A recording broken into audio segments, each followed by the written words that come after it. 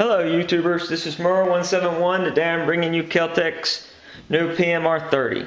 This is KelTec's 30 round 22 mag. Now as usual, we will check to verify that it is unloaded, safety is on, and we will now check to make sure it's unloaded. Notice no magazine, and we always try to check visually and physically to verify that the firearm is unloaded.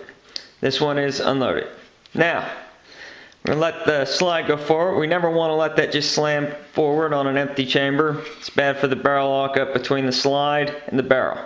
Anyway, the first thing to note is that this gun comes with fiber optic sights. They're fairly decent fiber optic sights, so you know, they might help you in a low light scenario. And you can see that it is stamped with the 22 mag caliber on the top of the slide. Note also that it has the Picatinny rail, and that may be useful for a lot of people who do encounter low light scenarios. If you want to buy this for a home defense gun, saying you're not going to buy a shotgun but you just decide you have to go with a handgun and rim fire aside, you could put a flashlight on this. It wouldn't penetrate most outside walls. It's not likely to anyway. You got a lot of ammo, hold something at bay, so it could be a viable option, especially with the very manageable recoil on a 22 Magnum. And the other thing to note is that this is very easy surface to grab, though very short. So if you want to rack it, I tend to grab the frame here, end up pulling on that or catching the slide release with my other finger if I can get that on the camera. I'll grab it like so, if I can get that on the camera.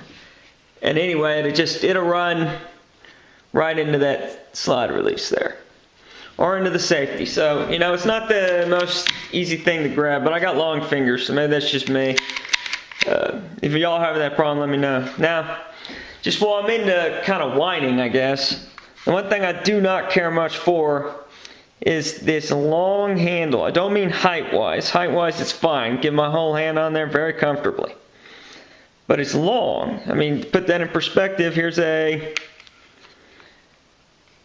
Walther P22. Notice how much narrower that is. And you're going to go, but Murr, you know, it's a 22 mag cartridge. It's going to be longer than a 22 long rifle. And you would be correct. It has to kind of be that long, more or less. I mean, obviously you got the hammer spring and everything, so it's a little bit longer. That made it striker fire. They probably could have shaved off this last little bit there. But anyway, it's just long. I mean, here's a 1911 grip, and it's longer than a 1911. So, you know, that's kind of how I rate everything. Now, this is the thin-handled 1911 side panels. Otherwise, it would be about the same width. It's not too uncomfortable, just it's long. I got long fingers and I think it's a little long. But anyway, with that aside, as I did state before, it is a 30 round 22 mag. Interesting enough, this is a double stack 22 mag. Now a lot of companies don't like to do rim cartridges in a double stack mag. But KelTec went and did it, and I've got to say, you know, I borrowed this one from a buddy of mine, but I've shot a few rounds through it, many rounds through it now, just to play around, and I haven't had a single mess up, not one failure to fire, not one failure to eject, not one failure to extract. It's done everything at 100%. It's got kind of a long single action trigger pull. It's one more thing to note, but it's crisp. I mean, you can see all that movement before you even start to engage in anything. So, you know, it's crisp. I like it. I can't complain about the trigger. The overall width of the gun, very slim. As I compared it before to a 1911, very slim, very easy to put on you without a lot of imprinting. So, you know, it's kind of nice. The checkering works well with it. They didn't put it in the front, which I was surprised to see, because a lot of the recoil is managed in there, but then again, this gun doesn't really recoil too much. I think the checkering on this guy, the way it's done, is more for cosmetic effect and maybe make you feel better about having a little checkering in there, because you don't really need it. It's quite easy to hold on to. It's quite easy to hold on target.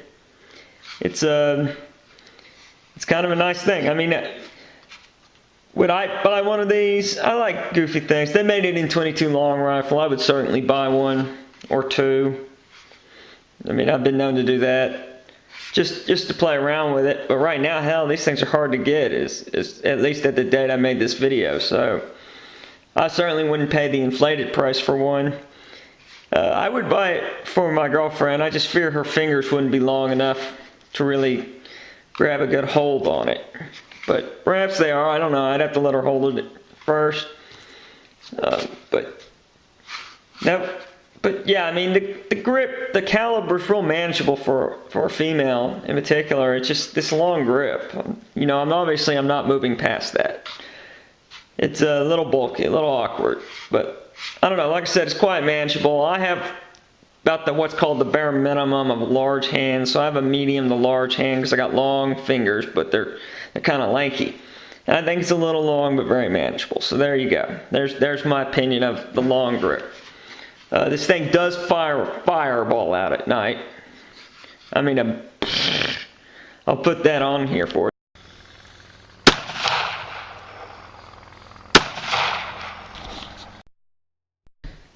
See, told you. Big old burst of light. But I kind of like the fire. It looked entertaining. I thought I'd put that on there for you guys. Notice it's got the ambidextrous safeties, and I'm going to put its specs up here on the screen for you if I haven't already. So then you'll have those. But far out of the new guns KelTec's released, I actually am more fond of the PMR30 as I am of a lot of other guns. I wasn't as fond of the KSG. I didn't have anything really against the KSG, but the older I get, the less I like to be kicked by a 12 gauge. But this thing was kind of a lot of fun. Like I said, they made it in 22 long rifle. I'd certainly buy one or two of them just to play, just to, you know, shoot Coke cans or whatever.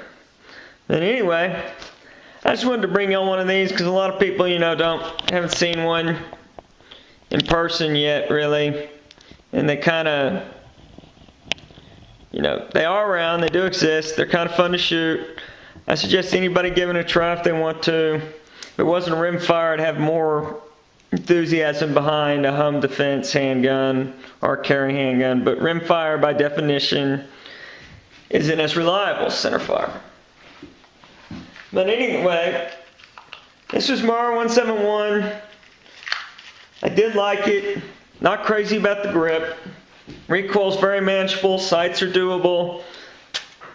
Found it to be very reliable, but now I haven't torture tested it, but I did find it to be quite reliable with supplied magazine anyway. Like I said, I had no foul ups in about a box worth of shells, so about 50 rounds. It seemed accurate enough. I didn't accuracy test it, but I also didn't miss any cans with it at 10 yards to 15 yards, so can't really complain. As accurate as I'd want to be for shooting varmints, I guess. Make a good side varmint carry gun.